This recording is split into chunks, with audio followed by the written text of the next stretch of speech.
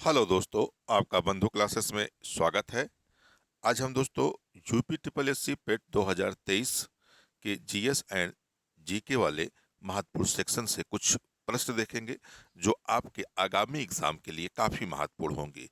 यह प्रश्न दोस्तों प्रैक्टिस सेट 48 होगा। इससे पहले हमने अपने चैनल पर 47 तक का practice set GK and GS का अपलोड कर रखा है।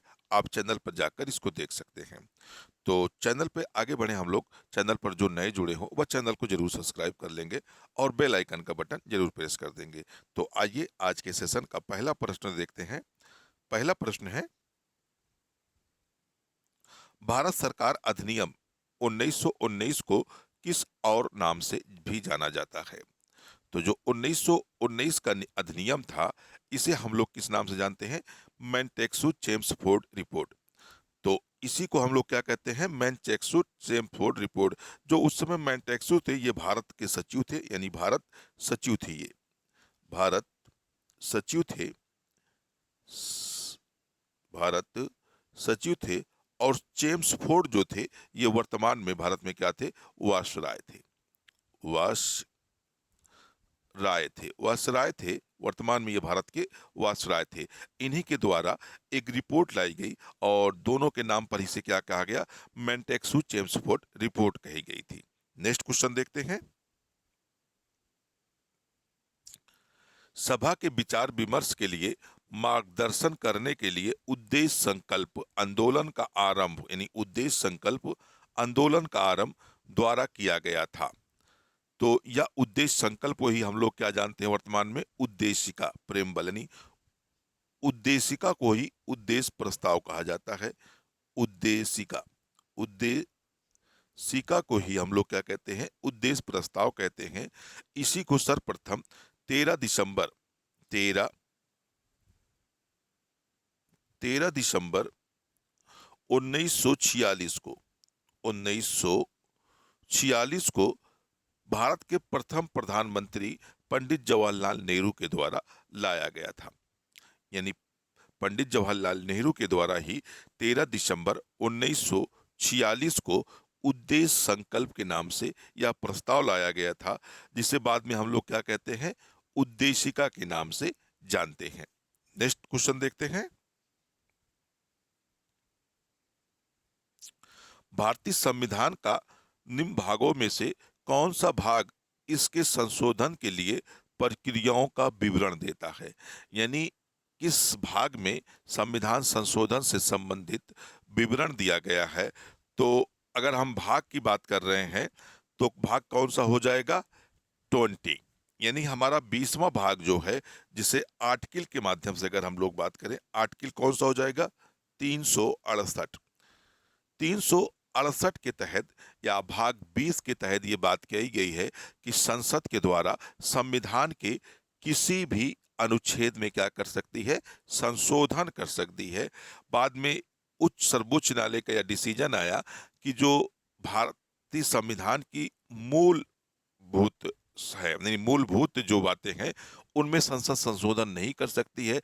बाकी संविधान के प्रत्येक भाग या प्रत्येक अनुच्छेद में संसद के द्वारा क्या किया जा सकता है? संशोधन किया जा सकता है। और इसका उल्लेख कहाँ मिलता है? तो भाग 20 में, यानी भाग 20 में इसका उल्लेख या इसका विवरण दिया हुआ है। नेक्स्ट क्वेश्चन देखते हैं। भारत के संविधान का निम्नलिखित में से कौन सा अनुच्छेद उपाधियों के उन्मूलन से संबंधित है? यानी उपाधियों के अंत की बात करता है कि कोई भी व्यक्ति उपाधि धारण नहीं करेगा। और ऐसी व्यवस्था संविधान के किस अनुच्छेद में की गई है? तो ऐसी व्यवस्था संविधान के अनुच्छेद 18 में की गई है। यानी संविधान के अनुच्छेद 18 में उपाधियों के अंत की बात की गई है। अगर हम अनुच्छेद 5 की बात करें तो संविधान की नागरिकता, यानी इसमें क्या कहते हैं? सिटीजन की बात की गई है, यानी नागरिकता की बात की गई है ना, नागरिकता की बात की गई है अनुच्छेद 15 में 5 में।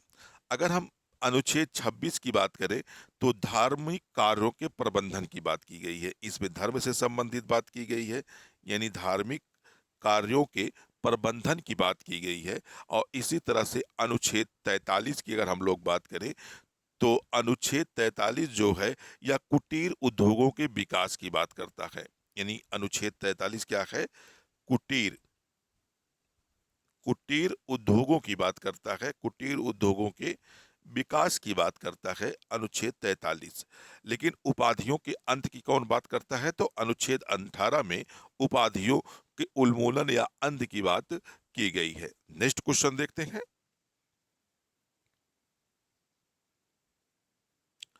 भारतीय संविधान का कौन सा अनुच्छेद राज्य की सभी कार्यपालिका शक्तियों से संबंधित है? यानी किस अनुच्छेद की बात कर रहा है? तो अनुच्छेद क्या हो जाएगा? अनुच्छेद 154।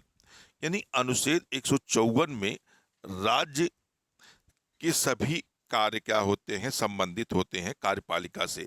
अनुच्छेद 154 में राज्यपाल जो है राज्य के सभी कार्य करता है। अगर अनुच्छेद 157 की हम लोग बात करें तो इसमें राज्यपाल की अहर्ता दी हुई है, यानी उसकी योग्यताओं की बात करता है। योग्यता की बात करता है कि राज्यपाल में कौन सी योग्यता होनी चाहिए। यो, योग्यता की बात करता है। योग्यता की बात करता है।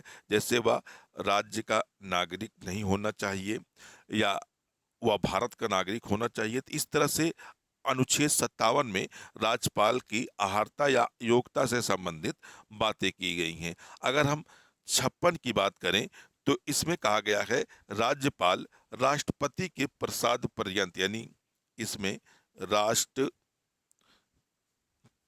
के प्रसाद पर्यंत अपने पद को क्या करेगा? धारण करेगा। ऐसी बातें अनुच्छेद 156 में की गई है। अगर अनुच्छेद 150 की बात करें तो इसमें संघ और राज्यों के लेखों का प्रारूप दिया गया है। यानी इसमें संघ व राज्यों, यानी संघ और राज्यों के लेखों का प्रारूप दिया गया है। नेक्स्ट क्वेश्चन देखते हैं। भारत के संविधान के निम्नलिखित भागों में से कौन सा भाग नागरिकता से संबंधित है? यानी नागरिकता के से संबंधित कौन सा भाग है? तो भाग 2 है। यानी भाग 2 में नागरिकता से संबंधित उल्लेख किए गए हैं। अगर आर्टिकल की बात कर लेता है तो आर्टिकल की बात हम लोग करें तो 5 से 11 तक, यानी अनुच्छेद 5 से 11 तक का नागरिकता से संबंधित उल्लेख किया गया है। अगर भाग आपसे पूछ रहा तो भाग कितने हो जाएंगे? 2 हो जाएंगे। अगर भाग 6 की बात करें, हम लोग 6 में देखते हैं तो इसमें राज्य से संबंधित बात की गई है। यानी भाग 6 में राज्य से संबंधित बात की गई है। और इसी तरह से देखा जाए तो भाग 8 में संघ, यानी संघ राज्य की बात की गई है। संघ राज्य की बात की गई है। और इसी तरह से भाग 12 में वित्त संबंधी बात की गई है। भाग 12 में क्या की गई है? वित्त संबंधित बात की गई है। नेक्स्ट क्वेश्चन देखते हैं। कोई भी व्यक्ति भारतीय प्रधानमंत्री के रूप में अधिकतम कितनी बार सेवारत हो सकता है? तो प्रधानमंत्री का एक ही बार संविधान में उल्लेख आता है, अनुच्छेद 78 में। यानी अनुच्छेद 78 में एक ही बात भारत के प्रधानमंत्री का उल्लेख मिलता है। और यह भारत के संविधान में नहीं उल्लेख मिलता है कि कोई भी व्यक्ति भारत का कितनी बार भी प्रधानमंत्री हो सकता है। तो कोई सीमा नहीं है, यानी इसकी कोई भी सीमा नहीं है कि वह 1 बार, 2 बार, 3 बार। लेकिन अभी तक का अधिकतम जो है, भारत के पहले प्रधानमंत्री पंडित जवाहरलाल नेहरू जो थे, यानी पंडित जवाहरलाल नेहरू जो हैं, वह 3 बार भारत के प्रधानमंत्री रह चुके हैं, पहले व्यक्ति थे। नेक्स्ट क्वेश्चन देखते हैं। प्रश्नकाल के बाद लोकसभा के किसी सदस्य द्वारा जनता के महत्व के किसी निश्चित विषय पर विचार विमर्श हेतु कार्यकारी का ध्यान आकर्षण के लिए रखा गया प्रस्ताव क्या कहलाता है? तो ऐसे प्रस्ताव क्या कहलाते हैं? ऐसे प्रस्ताव को हम लोग कहते हैं सी, यानी स्थगन प्रस्ताव। स्थगन प्रस्ताव कहा जाता है। नेक्स्ट क्वेश्चन देखते हैं। निम्नलिखित में से कौन राज्य की विधान परिषद में कुछ सदस्यों को नामित करने की शक्ति रखता है? तो राज्यसभा में कौन व्यक्ति है जो व्यक्ति को नामित करता है? तो भारत का राष्ट्रपति होता है। यानी भारत का जो राष्ट्रपति होता है, राज्य की बात कर रहा है तो संबंधित राज्य के राज्यपाल, अगर इस सेंटर की बात करता तो भारत के राष्ट्रपति के द्वारा, यानी संबंधित राज्य के राज्यपाल के द्वारा ही राज्यसभा में यानी राज्य विधान परिषद में कुछ व्यक्तियों को नामित करने का अधिकार होता है। नेक्स्ट क्वेश्चन देखते हैं। भारतीय संविधान के निम्नलिखित में से किस अनुच्छेद में यह वर्णित है कि संसद के पास संघ सूची में वर्णित किसी भी मामले के संबंध में कानून बनाने की विशेष शक्तियां हैं? तो यह किस अनुच्छेद की बात कर रहा है? तो यह अनुच्छेद 246, यानी 246 के तहत संसद संघ सूची के विषय पर कानून बना सकती है। नेक्स्ट क्वेश्चन देखते हैं। प्रकाश की तरंग दैर्घ्य को मापने की इकाई क्या है? तो प्रकाश की अगर हम तरंग दैर्घ्य की इकाई की बात करें तो इसमें होती है स्ट्रॉम्ड। स्ट्रॉम जो होती है, इसके माध्यम से प्रकाश की तरंग दैर्घ्य को मापा जा सकता है। नेक्स्ट क्वेश्चन देखते हैं। पानी के अंदर ध्वनिक संकेतों का पता लगाने के लिए का उपयोग किया जाता है। तो पानी के अंदर अगर हम किसी चीज का पता लगाना है तो उसके लिए कौन सा यंत्र उपयोग करते हैं? हाइड्रोफोन। हाइड्रोफोन के ही माध्यम से हम लोग क्या करते हैं, पानी के अंदर किसी भी वस्तु का पता कर सकते हैं। नेक्स्ट क्वेश्चन देखते हैं। हाल ही में किस राज्य के मुख्यमंत्री ने मुख्यमंत्री श्रमिक कल्याण योजना, यानी हाल ही मुख्यमंत्री श्रमिक कल्याण योजना की घोषणा की है? तो कौन से है? अरुणाचल प्रदेश, यानी अरुणाचल प्रदेश के मुख्यमंत्री के द्वारा मुख्यमंत्री श्रमिक कल्याण योजना की घोषणा की गई है। नेक्स्ट क्वेश्चन देखते हैं। निम्नलिखित में से विस्थापन के बारे में कौन सी बात गलत है? विस्थापन की बात करें, या धनात्मक, ऋणात्मक या शून्य हो सकता है। विस्थापन कभी भी दूरी से अधिक नहीं होता है। ये बात तो सही है, यानी विस्थापन जो है कभी भी दूरी से अधिक नहीं होता है। इसकी एसआई इकाई मीटर होती है, यह भी सही है। और यह हमेशा धनात्मक होता है, यह बात गलत है। यानी जो विस्थापन होता है हमेशा धनात्मक हो, इसकी कोई गारंटी नहीं है। तो यह धनात्मक, ऋणात्मक या शून्य हो सकता है। तो ये भी बात सही थी। तो आपका डी गलत, क्योंकि गलत क्वेश्चन पूछ रहा था इसलिए आपका गलत क्या हो जाएगा? डी, यह हमेशा धनात्मक नहीं होता है। नेक्स्ट क्वेश्चन देखते हैं।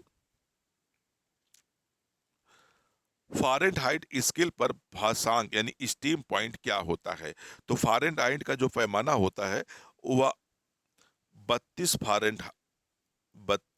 फ़ारेनहाइट से 212, यानी 212 फ़ारेनहाइट होता है। यह क्या होता है? फ्रीजिंग पॉइंट होता है। और जो स्टीम पॉइंट होता है वह 212 होता है। तो आपका राइट आंसर हो जाएगा सी वाला, यानी 212 पर फ़ारेनहाइट पर क्या होगा? जल जो है वाष्प में परिवर्तित हो जाएगा। नेक्स्ट क्वेश्चन देखते हैं। निम्नलिखित में से किसे आधुनिक परमाणु सिद्धांत का जनक माना जाता है? तो आधुनिक परमाणु जो सिद्धांत है इसका जनक किसे माना जाता है? तो जो जॉन डाल्टन, यानी जॉन डाल्टन को ही आधुनिक परमाणु सिद्धांत का क्या है? जनक माना जाता है, जॉन डाल्टन को। नेक्स्ट क्वेश्चन देखते हैं। इनमें से किसने 1932 में न्यूट्रॉन की खोज की थी? तो 1932 में न्यूट्रॉन की खोज जेम्स जेट बिक के द्वारा की गई थी। और इसकी खोज कब की थी? 1932 में, जैसा कि क्वेश्चन में कह रहा है कि 1932 में जेम्स जेट जेट बिक जो है इसकी खोज की थी। नेक्स्ट क्वेश्चन देखते हैं। लोहे में जंग लगने के लिए किस अवस्था का होना आवश्यक है? तो लोहे में जंग लगने के लिए O2 की उपस्थिति अनिवार्य होती है, यानी O2 की उपस्थिति में ही लोहे में क्या लगती है? जंग लगती है। नेक्स्ट क्वेश्चन देखते हैं। हाल ही में किस राज्य सरकार ने 29 जून को व्यापारी कल्याण दिवस घोषित किया है? यानी हाल ही में, तो हाल ही में मुख्यमंत्री योगी आदित्यनाथ ने 29 जून को व्यापारिक कल्याण दिवस मनाने के रूप में इसकी घोषणा की है। किस राज्य के मुख्यमंत्री ने? तो उत्तर प्रदेश के राज्य के मुख्यमंत्री योगी आदित्यनाथ ने। नेक्स्ट क्वेश्चन देखते हैं। हाल ही में पैरा कमांडो बनने वाली पहली महिला आर्मी सर्जन कौन बनी है? यानी पैरा कमांडो बनने वाली पहली महिला कौन हो गई है? तो पायल छाबड़ा। पायल छाबड़ा जो है या वर्तमान में एक सर्जन है, आर्मी सर्जन है, जिन्होंने पैरा कमांडो की ट्रेनिंग पूरी की है और ये उपाधि हासिल करने वाली या पहली महिला बन गई हैं। तो आपका राइट आंसर है पायल छाबड़ा। तो पायल छाबड़ा की अगर या किस देश राज्य की है? तो हरियाणा राज्य की रहने वाली हैं। हरियाणा हरियाणा राज्य की रहने वाली हैं पायल छाबड़ा। तो दोस्तों, आपको वीडियो अच्छा लगा हो तो इसे लाइक और शेयर करिएगा। चैनल पर नए जुड़े हो तो चैनल को जरूर सब्सक्राइब करिएगा। बेल आइकन का बटन जरूर प्रेस करिएगा। फिर मिलते हैं नेक्स्ट वीडियो में। जब तक के लिए धन्यवाद। जय हिंद दोस्तों।